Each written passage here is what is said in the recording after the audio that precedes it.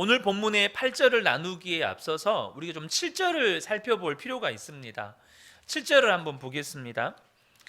누가 너를 남달리 구별하였느냐? 내게 있는 것 중에 받지 아니한 것이 무엇이냐? 내가 받았은즉 어찌하여 받지 아니한 것 같이 자랑하느냐? 이것은 사도 바울이 고린도 교회 성도들을 향해서 어떻게 보면 비판하고 또 그들의 잘못된 신앙의 태도들을 지적하는 것입니다. 그런데 지금 이 7절을 보면 사도 바울이 지금 고린도 교회 성도들을 판단하고 지적하는 그 고린도 교회 성도들의 신앙생활의 태도가 간단하게 알아볼 수가 있습니다. 지금 마지막에 보시면 뭐라고 되어 있냐면 자랑하느냐라고 되어 있죠. 그런데 사도 바울이 너에게 있는 것 중에 하나님이 주시지 않는 것, 너희들에게 있는 것 중에 하나님으로부터 받지 않는 게 도대체 무엇이 있어서 하나님이 주시지 않는 것처럼 그렇게 자랑하며 떠드느냐, 이렇게 지금 이야기하는 것입니다. 우리가 몇 주 전에도 이 고린도 교회 성도들의 신앙들에 대해서 나누면서 잠깐 언급하고 넘어갔지만, 이 고린도 교회 성도들은 자신들이 가진 은사들을 자랑했습니다. 나는 방언해, 나는 통변해, 나는 병을 고치는 은사가 있어, 나는 예언해, 이런 은사들을 자랑하는 거예요. 거기에다가 자신들이 소유한 재물, 또 자신들이 소유한 어떤 사회적인 지위, 또 무엇보다도 자신들이 가지고 있는 지혜와 지식, 이런 것들을 자랑했어요. 그리고 그들의 자랑의 핵심에는 자신들은 매우 성공적이고 성숙하고 유능한 교회라는 확신이 있었어요. 그래서 그들은 자신들의 영성이나 리더십이나 교회 생활에 대해서 대단히 만족스럽게 여기고 있었죠. 그래서 그들은 자신들이 할 수 있는 한 최대로 성숙되었다는 환상 속에서 지금 또 착각 속에서 살고 있고 안주하고 있는 것이죠. 그들은 더 이상 이 이상 잘할 수 없을 만큼 성숙하고 있다고 생각했고 왕노릇하고 있다고 생각을 했습니다. 그러나 사도 바울이 이 고린도 교회 성도들을 향해서 내리는 평가는 냉정했습니다. 다시 한번 우리 고린도전서 앞에를 좀 보겠습니다. 3장 1절부터인데요.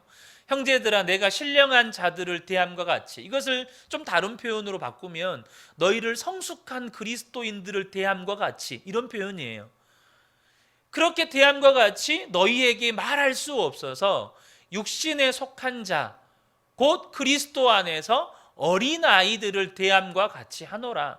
사도 바울의 고린도 성도들에 대한 평가는 너희는 어린아이다. 내가 너희를 젖으로 먹이고 밥으로 아니하였노니, 뭡니까? 너희들은 젖먹이 수준이다. 이는 너희가 감당하지 못하였으니거니와 지금도 못하리라. 너희는 아직도 육신에 속한 자로다. 너희 가운데 시기와 분쟁이 있으니 어찌 육신에 속하여 사람을 따라 행함이 아니리요. 그러니까 고린도 교회 성도들의 미성숙함을 평가하는 말들이 어린아이 혹은 젖먹이, 또 육신에 속한 자, 이런 평가들을 내리고 있다라고 하는 것입니다. 여러분, 어린아이 또 젖먹이 신앙, 육신에 속한 신앙의 문제점이 뭘까요? 2절 말씀을 다시 한번 볼게요. 내가 너희를 젖으로 먹이고 밥으로 아니하였노니 이는 너희가 감당하지 못하였음이거니와 지금도 감당하지 못하리라. 젖먹이 신앙, 어린아이 신앙, 또 육신에 속한 그리스도인의 문제는 뭐냐면 진정한 주님의 사역들을 감당하지 못한다는 거예요. 진정한 주님의 사역에 동참하지 못한다는 거예요. 믿음의 역사에 참여하지 못한다는 것입니다. 그러면서 사도 바울이 고린도 성도들에게 하고자 하는 메시지가 있습니다. 오늘 8절의 말씀인데요. 너희가 이미 배부르며 이미 풍성하며 우리 없이도 왕이 되었도다. 지금 사도 바울이 고린도 교회 성도들에 대해서 내리는 평가가 뭐냐면 왕이 되었다는 거예요. 분명히 그들은 미성숙한 성도들이에요. 분명히 그들은 어린아이와 같은 신앙인들이에요. 그럼에도 불구하고 고린도 교회 성도들을 향하여서 사도 바울이 내리는 사도 바울의 어떤 그 진리의 선포하는 진리의 메시지는 뭐냐면, 너희가 이미 배부르고 이미 풍성하고 이미 왕이 되었다는 거예요. 이 말은 무슨 의미일까요? 고린도전서 1장 4절에서부터 9절을 보면 이게 무슨 의미인지 좀 해설이 되어 있습니다. 4절을 볼게요. 그리스도 예수 안에서 너희에게 주신 하나님의 은혜로 말미암아, 보세요. 그리스도 예수 안에서 너희에게 주신 하나님의 은혜로 말미암아, 고린도 교회 성도들이 이미 그리스도 예수 안에서 하나님이 주신 은혜를 받았다는 거예요. 내가 너희를 위하여 항상 하나님께 감사하노니 이는 너희가 그 안에서 모든 일 곧 모든 언변과 모든 지식의 풍족함으로 그리스도의 증거가 너희 중에 견고하게 되어 너희가 모든 은사의 부족함이 없이 우리 주 예수 그리스도의 나타나심을 기다림이라. 주께서 너희를 우리 주 예수 그리스도의 날에 책망할 것이 없는 자로 끝까지 견고하게 하시리라. 너희를 불러 그의 아들 예수 그리스도 우리 주와 더불어 교제하게 하시는 하나님은 미쁘시도다. 이미 그리스도 안에서 풍성한 은혜들을 받았고, 또한 이미 그리스도 안에서 만왕의 왕이신 예수 그리스도와 더불어 교제하는 왕 노릇하는 은혜를 고린도 교회는 분명하게 누리고 있는 거예요. 그런 의미에서 이 고린도 교회 성도들은 이미 배부르고 이미 풍요하고 이미 왕 노릇하고 있는 것이죠. 마찬가지로 동일한 의미에서 저와 여러분이 그리스도 안에서 하나님이 주신 은혜들을 우리가 받았습니다. 각자에게 주신 은사들이 있고, 각자에게 주신 그리스도와 교제함의 은혜가 있고, 각자에게 주신 삶의 부르심을 따라 그 부르심의 모양을 따라 하나님께서 주신 은혜들이 있어요. 그럼에도 불구하고 또요, 8절 하반절이 또 우리에게 알려주신 사실이 또 하나 있습니다. 자, 8절 하반절 볼게요. 여기서 우리는 누구죠? 바울을 비롯한 이 초대교회 지도자들을 말하는 거죠. 우리가 너희와 함께 왕 노릇하기 위하여 참으로 너희가 왕이 되기를 원하노라. 분명히 앞에 보세요. 앞에 분명히 왕이 되었도다라고 되어 있죠. 8절에 왕이 되었도다라고 되어 있는데, 8절 하반절에 가면 우리가 너희와 함께 왕 노릇하기 위하여 참으로 너희가 왕이 되기를 원하노라. 자, 그러면 참으로 너희가 왕이 되기를 원하노라 라는 이 표현을 썼을 때 진짜로 고린도 성도들이 지금 왕이 됐다는 말이에요? 아직 왕이 되지 못했다는 말이에요? 참으로 너희가 왕이 되기를 원하노라 라는 이 표현이 왕이 되었기 때문에, 참으로 왕이 되었기 때문에 이 표현을 써요? 아직 왕이 되지 못했기 때문에 이 표현을 쓰는 거예요? 아직 왕이 되지 못했기 때문에 너희가 장차 우리와 정말로 왕 노릇하기 위해서 너희가 진짜 왕이 되기를 원한다. 분명 저와 여러분은 이미 예수 그리스도 안에서 하나님이 주신 은혜들을 누리고 있습니다. 왕 노릇하고 있는 거예요. 그러나 저와 여러분이 기억하셔야 될 건 뭐냐면, 그러한 은혜들, 이것이 이 땅의 삶에서 온전히 누려지고 온전히 경험되는 것은 아니라는 거예요. 분명히 우리가 하나님의 구원을 받았습니다. 그러나 그 구원의 실체는 언제 우리에게 임하는 거죠? 주님이 다시 오시는 날에 그 구원의 진정한 실체는 우리에게 임하는 거예요. 그러므로 우리는 아직 그리스도 안에서 하나님께서 주신 은혜들을 온전히는 누리지 못하는 거예요. 아직 우리가 온전히는 왕 노릇하지 못하는 거예요. 고린도전서 13장 12절에 사도 바울이 이런 이야기를 하죠. 우리가 지금은 거울을 보는 것 같이 희미하나 그때에는 얼굴과 얼굴을 대하여 볼 것이요. 이게 뭘 말하는 겁니까? 지금 경험하는 은혜는 분명히 하나님께서 이미 우리에게 베풀어 주신 은혜이지만 아직 온전한 은혜는 아니라는 거예요. 2000년 전의 거울은 청동 거울이라고 말씀을 드렸죠. 이 청동 거울에 비교하면서 주님이 지금 우리에게 이미 베풀어 주신 은혜는 우리가 거울을 보는 것처럼 희미한 은혜이다. 그러나 그날에는 얼굴과 얼굴을 대하는 것처럼 완전한 은혜를 경험하게 될 것이다.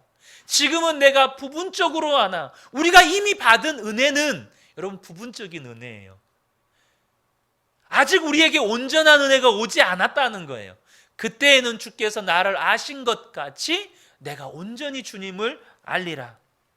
그러므로 저와 여러분은요, 이미와 아직 사이에 있는 거예요. 이미 우리에게 주신 은혜, 그러나 아직 온전히 이루어지지 않은 은혜, 이 사이에 우리가 있다는 거예요. 저와 여러분이 이것을 먼저 분명하게 인지하셔야 돼요. 자, 그러면서 사도 바울이 9절부터는 이미와 아직 사이에 있는 자신이 지금 고린도 교회 성도들은 감당하지 못하고 있다고 말하는 진정한 주님의 사역을 이 사도 바울이 감당하면서 겪게 되었던 일들을 기술하고 있습니다. 아직 미성숙한 그리스도인들은 감당하지 못한 진정한 주님의 사역에 감당했던 이 사도 바울이 겪었던 일들. 자, 9절부터 보겠습니다.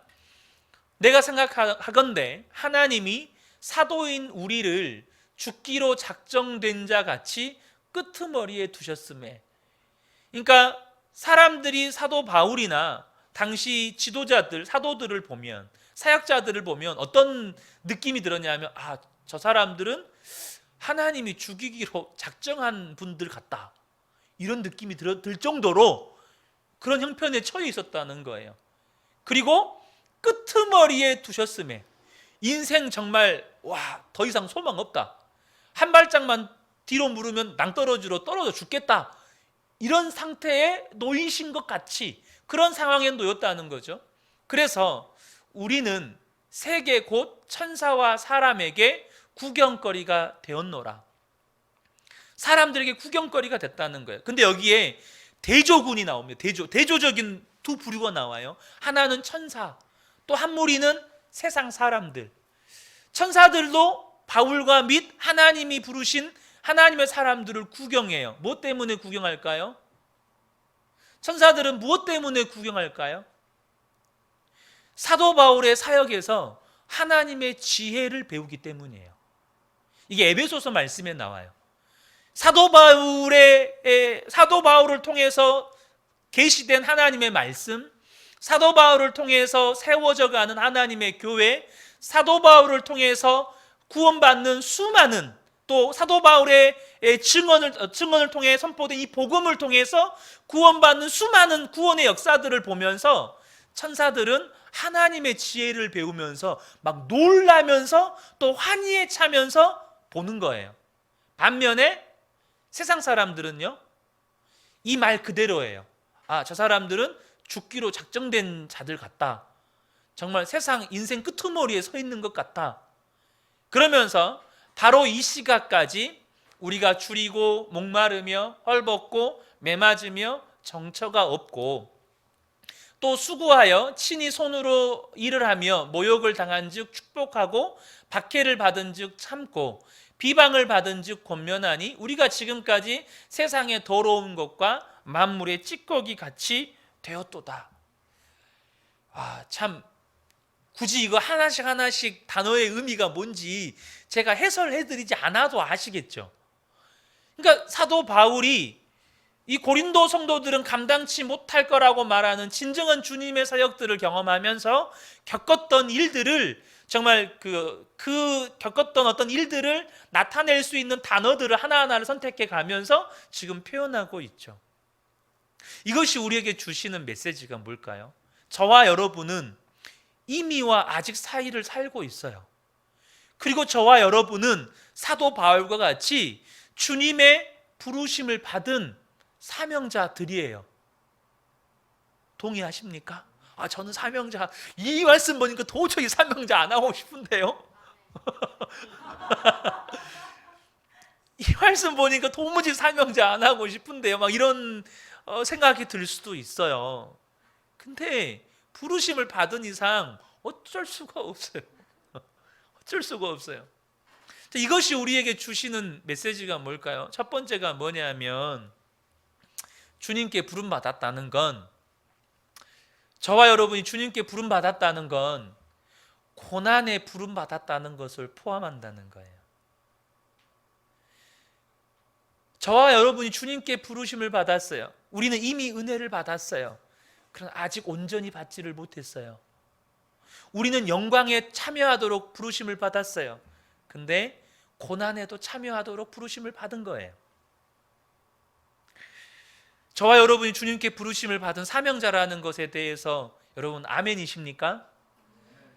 이것은 뭐냐면, 아닙니다 라고 말하는 건 저는 그리스도인이 아닙니다 라고 말하는 거예요. 사명자가 아닙니다 라고 말하는 건 저는 그리스도인이 아닙니다 라고 말하는 거예요. 여러분, 대한민국 사람들은 대한민국 법을 지키고 또 대한민국 국민으로서 지켜야 될 의무를 부여받아요. 그죠? 사명자는 고난이라는 의무도 부여받은 거예요. 그래서 먼저 우리가 봐야 될 것이 베드로전서 2장 9절 말씀이죠. 그러나 너희는 택하신 족속이요 왕 같은 제사장들이요 거룩한 나라요 그의 소유가 된 백성이니 이는 너희를 어두운 데서 불러내어 그의 기이한 빛에 들어가게 하신 이의 아름다운 덕을 선포하게 하려고 저와 여러분 부르심 받았어요. 근데 이 부르심이 어떤 부르심이죠? 이 부르심은 영광만을 포함하고 있지 않아요. 이 부르심은 여러분 영광만 우리에게 주는 부르심이 아니에요. 어떤 부르심일까요? 빌립보서 1장 29절을 보면, 그리스도를 위하여 너희에게 은혜를 주신 것은 다만 그를 믿을 뿐만 아니라 또한 그를 위하여 고난도 받게 하려고 부르셨다는 거예요.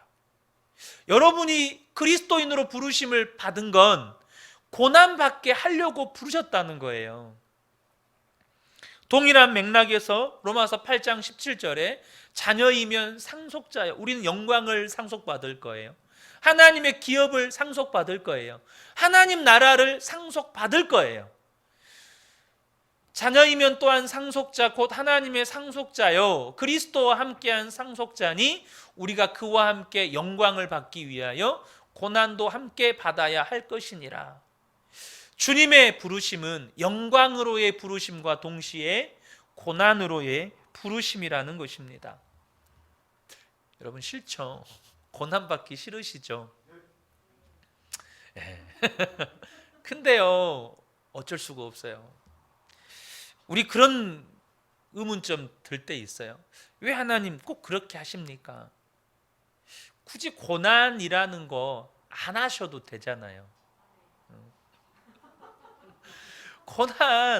이 고난이라고 하는 거 안 주셔도 되잖아요. 근데요, 그게 하나님이 정하신 방법이에요.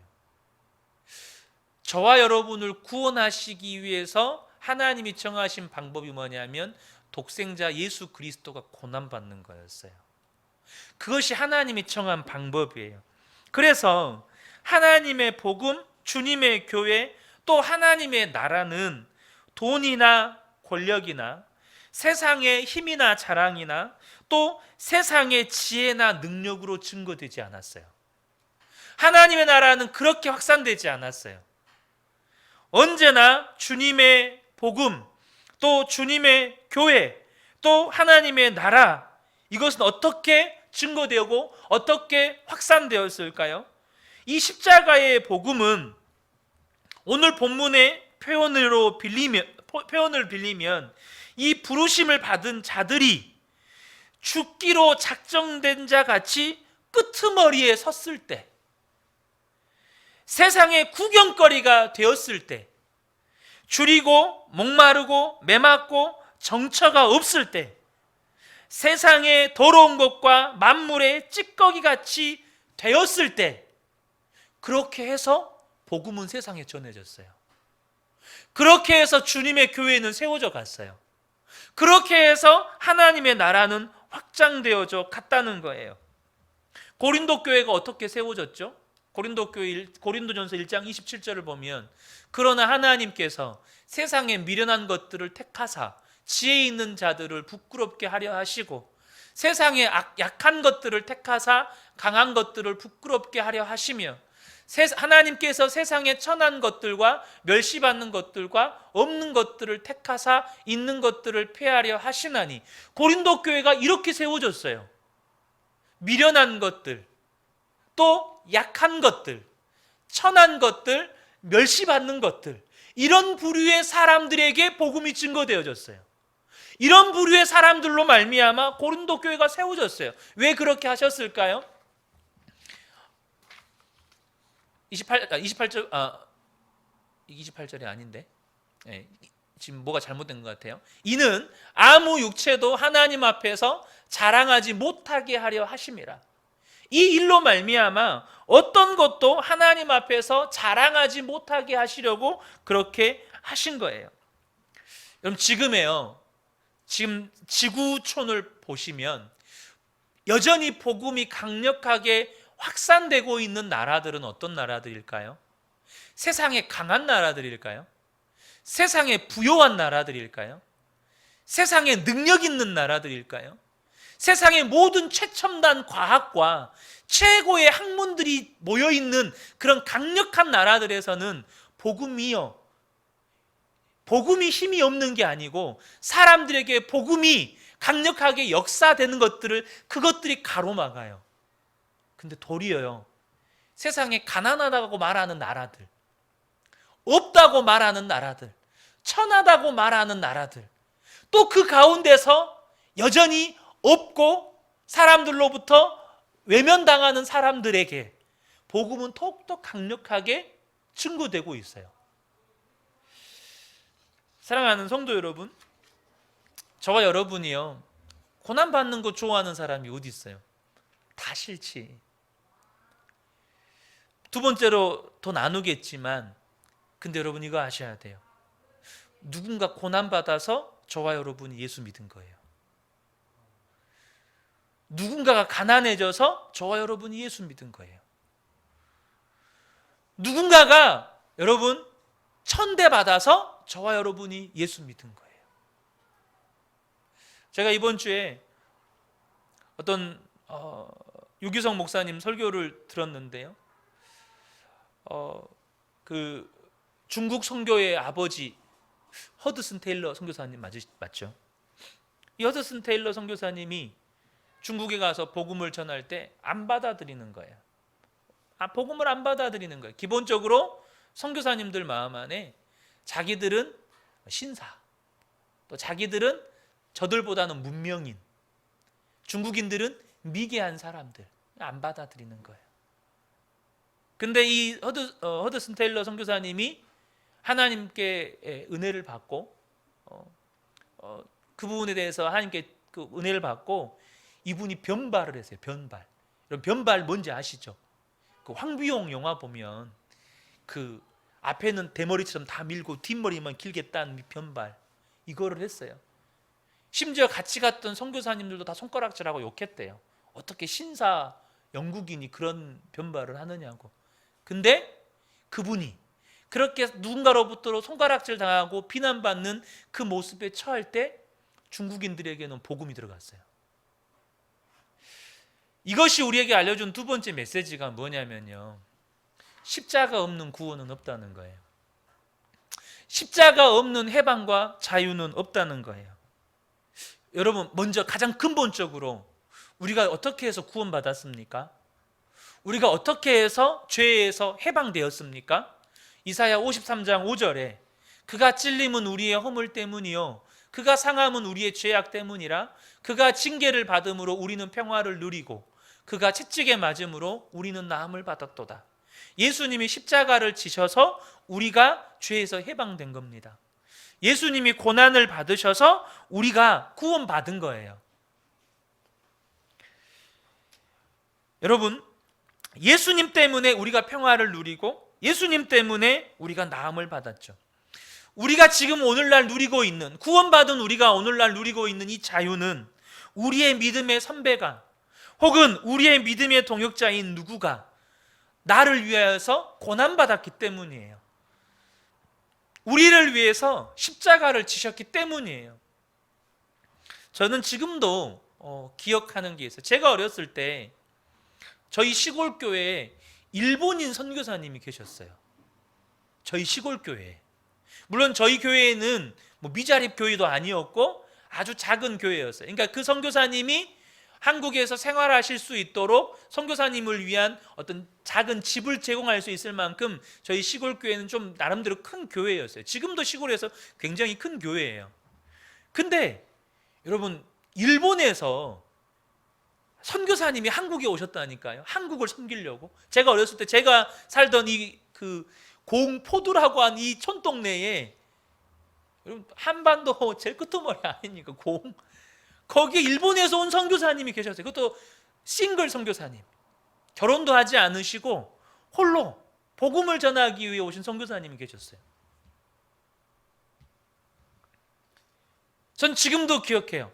저희 아버지가 돌아가셨을 때, 지금 얼마 전에 그 전도사님이 돌아가셨는데, 북한에서 6.25 때 내려오신 여자 전도사님, 돌아가실 때까지 신방하시면서 복음 전하던 선교사님, 그 전도사님, 마지막 임종 직전에 오신 분들한테 돌아가시기 전에 꼭 이 말씀 하시고 돌아가셨대요. 성도님들, 예수님 잘 믿으세요. 근데 저는 그분을 지금도 잊어버릴 수 없는 이유가 뭐냐면, 저희 아버지가 돌아가셨을 때, 또 제 남동생이 교통사고로 죽었을 때 수시로 저희 집에 신방 오셨어요. 수시로. 저희 아버지가 돌아가셨을 때는 그 모든 장례를 그분이 뒤에서 다 수발하셨어요. 모든 장례를. 제가 언젠가 이제 대학생이 되고 할아버지 댁에 가는 길이 있었는데, 우연찮게 시골에 내려가는 버스 안에서 그 전도사님을 뵀어요. 그 전도사님이 저를 막 끌어안아 주면서 너무너무 반가워서, 그분의 십자가 지심 때문에 제가 있었고 저희 어머니도 있었어요. 뭘 말하는 거죠? 저와 여러분이 누리고 있는 구원, 저와 여러분이 누리고 있는 이 자유, 저와 여러분이 누리고 있는 은혜, 누군가가 십자가 졌기 때문이에요. 오늘 본문에서 사도 바울이 이것을 언급해요. 10절을 보겠습니다.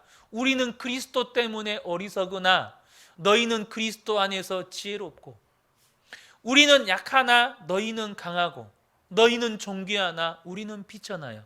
뭘 말하는 거죠? 사도 바울이 어리석다는 그런 평가를 들을 만한 삶에 처했기 때문에 그들이 그리스도 안에서 지혜롭다 인정받게 되고, 사도 바울이 약함에 처함으로 인해서 고린도 교회 성도들이 강하게 되어지고, 사도 바울이 비천에 처함으로 인해서 고린도 교회 성도들이 존귀하다고 인정받는 위치에 오르게 됐어요. 그러므로 우리 여기서 한 가지 더 알아야 될 것이 있어요. 뭘까요? 지금 우리가 그리스도로 인하여서 고난받고 있다면 그것은 그것 때문에 다른 누군가를 죄에서 해방시키는 일을 하고 있는 거예요. 내가 지금 그리스도를 인하여서 고난받고 있다면 지금 저와 여러분은 누군가는 죄에서 자유함을 얻게 하는 일에 참여하고 있고, 누군가는 지금 구원 얻게 하는 일에 참여하고 있는 거예요. 그래서 그건 축복인 거예요. 왜 그렇죠? 진짜 왕 노릇하는 일에 참여하는 일이기 때문에 그래요. 고린도후서 11장에 사도 바울이 그렇게 고난받는 일들을 하나하나씩 나열하고 있어요. 23절 하반절입니다. 내가 수고를 넘치도록 하고 옥에 갇히기도 더 많이 하고 매도 수없이 맞고 여러 번 죽을 뻔하였으니 유대인들에게 40에 하나 감한 매를 5번 맞고 3번 태장으로 맞고 1번 돌로 맞고 3번 파선하여 일주야를 깊은 바다에서 지냈으며 여러 번 여행하면서 강의 위험과 강도의 위험과 동족의 위험과 이방인의 위험과 시내의 위험과 광야의 위험과 바다의 위험과 거짓 형제 중에 위험을 당하고 또 수고하여 애쓰고 여러 번 자지 못하고 줄이고 목마르고 여러 번 굶고 춥고 헐벗었노라. 제가 이것을 너무 리얼하게 전달해 드리지 못해서 정말 죄송한데, 만약에 사도 바울이 고린도 교회 성도들 앞에서 자신이 겪었던 일들을 지금 낭독하고 있다면 목이 메었을 거예요. 그러지 않을까요? 목이 메었을걸요? 이거 하나씩 읽으면서 내가 강의 위험, 내가 강도의 위험, 이거 하나씩 읽으면서 아마 목이 메었을 거예요. 그렇지 않을까요? 얼마나 많은 고난을 받았던지. 계속 이야기하죠. 이 외의 일은 고사하고 아직도 날마다 내 속에 눌리는 것이 있으니 곧 모든 교회를 위하여 염려하는 것이라. 그럼에도 불구하고 여전히 교회들, 자신이 섬겼던 교회들을 향하여서 염려하는 또 고난. 누가 약하면 내가 약하지 아니하며, 누가 실족하게 되면 내가 옛하지 아니하더냐. 가슴 졸이는 거죠. 그 성도 한 사람 한 사람의 잘못되었다는 소식을 들을 때마다 가슴 졸이는 거예요. 그렇게 해서 고린도 교회가 세워졌고, 그렇게 해서 저와 여러분이 세워졌어요. 마찬가지로 저와 여러분이 지금 그리스도로 인해서 고난받고 있다면 누군가는 지금 죄에서 해방되고 있을 거예요. 누군가는 지금 죄에서 자유를 얻고 있을 거예요. 누군가는 지금 사단의 억눌림에서 지금 풀려나고 있을 거예요. 그러므로 그게 축복이라는 거예요. 여러분이 그리스도 때문에 고난받고 있다면 그것은 축복이라는 거예요. 예수 그리스도로 말미암아 사도 바울이 진 십자가, 사도 바울이 받은 고난으로 인해서 고린도 교회 성도들뿐만 아니라 수많은 이방인 성도들이 죄에서 해방되었고 자유를 경험하게 되었어요. 말씀을 좀 결론적으로 말씀을 드리려고 해요. 저와 여러분이요, 예수 그리스도 안에서 이미 하나님이 베푸신 은혜 때문에 여러분 부요해요. 하나님 주신 은혜를 누리고 있어요. 그러나 아직 온전한 구원과 온전한 하나님의 나라는 우리가 경험하지 못하고 있죠. 이처럼 진정한 그리스도인, 진정한 성도는 그리스도 안에서 부요함, 그러나 세상에서는 멸시를 경험해요. 세상에서는 가난함도 경험하고, 세상에서는 천함도 경험하고, 세상에서는 여러분 손가락질도 비난도 경험하는 거예요. 여러분 그리스도 안에 승리가 있어요. 그리스도 안에 치유가 있고, 그리스도 안에 인도가 있고, 그리스도 안에 구원이 있어요. 그러나 우리는 결코 이 세상에서 온전한 구원을 이룰 수는 없어요. 완벽한 건강을 소유하지도 못해요. 즉각적인 인도를 받지도 못해요. 우리는 육체를 가지고 있기에 여전히 육체의 죄와 또 마귀와 세상에 노출되어 있어요. 그래서 여전히 씨름하고 깨어 있어야 하지만 문제가 뭐죠? 또 범죄하기도 하고 실패하기도 하죠. 우리는 여전히 도달하지 못했어요. 여전히 우리는 이미와 아직 사이에 살고 있는 거예요. 그런데요, 결론적으로 사도 바울이 이 이미와 아직 사이에 살면서 자랑하는 게 하나 있어요.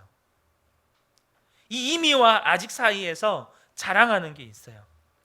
고린도 교회 성도들처럼 은사나 내가 가진 은사, 혹은 내가 가지고 있는 돈, 사회적인 지위나 지혜나 지식을 자랑하는 건, 그것은 내가 아직 미성숙하다는 거, 내가 아직 진정한 주님의 종이 아니라는 것, 아직 진정한 주님의 사역을 감당하지 못할 사람임을 나타내는 것에 불과해요.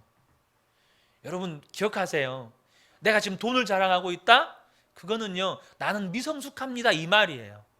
은사 자랑하고 있다? 나는 아직 젖먹입니다 이 말이에요.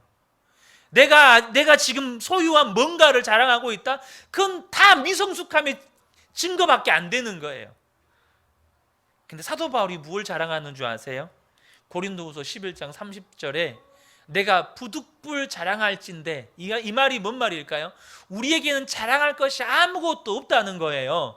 근데 자랑해야 한다면, 그러나 굳이 자랑해야 한다면 뭘 자랑하죠? 내가 약한 것을 자랑하리라. 여기서 약한 게 뭐였죠? 이 앞에 뭐가 나왔었죠? 사도 바울이 겪었던 고난들, 파선하고 죽기 직전까지 매를 맞고 추위에 떨고 배고픔에 굶주리고 사람들로부터 멸시천대 받고 이 모든 그 약함에 처했던 것들, 그것을 자랑하겠다는 거예요. 왜 그걸 자랑한다고 말할까요? 사도 바울이요. 건강하지 못한 걸 자랑하겠대요. 병든 걸 도리어 자랑하겠대요. 오히려 세상에서 실패한 걸 자랑하겠대요. 왜 그걸 자랑한다고 말하냐고요. 고린도후서 12장 9절과 10절입니다. 나에게 이르시되 내 은혜가 내게 족하도다. 이는 나의 능력, 이것은 주님의 능력이에요. 나의 능력이 약한 데서 온전하여짐이라. 예수님의 능력은 우리가 약할 때 온전해져요. 하신지라 그러므로 도리어 크게 기뻐함으로 나의 여러 약한 것들에, 약한 것도 한두 가지가 아니죠, 여러 약한 것들에 대하여 자랑하리니 이는 그리스도의 능력이 내게 머물게 하려 함이라. 그러므로 내가 그리스도를 위하여 약한 것들과 능욕과 궁핍과 박해와 곤고를 기뻐하노니 이는 내가 약한 그때의 강함이라. 여러분, 왜 약한 그때의 강함일까요? 이거 원어적으로 보면 약함이 곧 강함이라, 이런 의미예요. 우리에게는 약함이, 고난당함이, 가난해지는 것이, 병드는 것이, 사람들로부터 멸시천대 받는 것이 곧 강함이래요. 왜요? 그때야 비로소 우리는 예수 그리스도를 온전히 바라보기 때문이에요. 그때야 비로소 우리는 주님만 의지하기 때문이에요. 그때야 비로소 우리는 십자가만 자랑하게 되기 때문이에요. 뭐가 되는 거죠? 주님의 능력이 우리 안에서 온전히 나타나게 되는 거예요. 사랑하는 성도 여러분, 저는 저와 여러분이 우리의 약함에 대한 시각이 새롭게 변화되기를 축복합니다. 분명히 우리는요, 은혜가 있어요. 은혜 받은 것들이 있어요. 근데 우리는 아직 멀었어요. 아직 온전해지지 않았어요. 그래서 우리는 여전히 고난 속에 살아야 돼요. 여전히 때로는 실패 속에 살아야 돼요. 여전히 때로는 우리는 세상 사람들이 멸시하고 손가락질하는 그런 낮고 천한 데 처해야 돼요. 그 사도 바울은 그걸 자랑한대요. 왜요? 그 그리스도의 온전함이 바로 그걸 통해서 나타나기 때문이죠. 이 밤에 오신 우리 모든 사랑하는 성도님들, 우리가 이미와 아직 사이를 살아갈 때 우리 근혜교회 모든 성도님들이 그리스도로 말미암아 당하게 되는 고난들, 소위 말하는 그 약함을 자랑하는 분들이 되시기를 축복합니다. 우리가 지금 그리스도 때문에 고난당하고 있고 약함에 처해 있다면 누군가는 지금 자유함을 얻고 있을 거예요. 누군가는 지금 해방되어지고 있을 거예요. 누군가는 지금 주님의 구원함을 누리고 있을 거예요. 여러분, 지금 여러분은 축복을 누리고 축복의 현장에 있는 거예요. 이 밤에 오신 우리 모든 성도님들이 이 놀라운 은혜를 경험케 되어지고 깨닫게 되어지시기를 주님의 이름으로 축복합니다. 아멘.